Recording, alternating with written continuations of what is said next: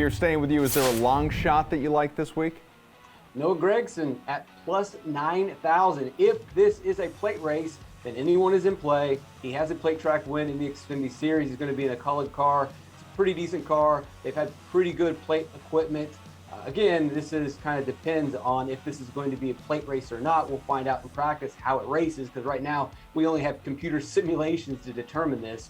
But Noah Gragson or any of these long shots are an interesting play. What about you, Moose?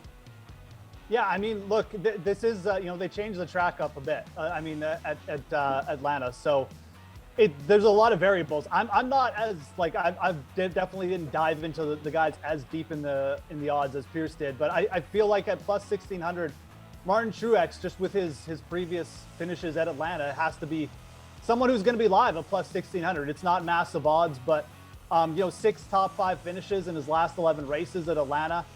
10 top 10 finishes. I mean, his average finish place here is, better than 7th. I think Martin Truex Jr. is probably someone who at least is live at plus 1,600. There's so many variables with this one though, because I don't even know if the previous Atlanta form is going to come into factor. Or like Pearce said, it's just going to be a completely different race. So it all depends on how you're looking at this race this week. It feels like.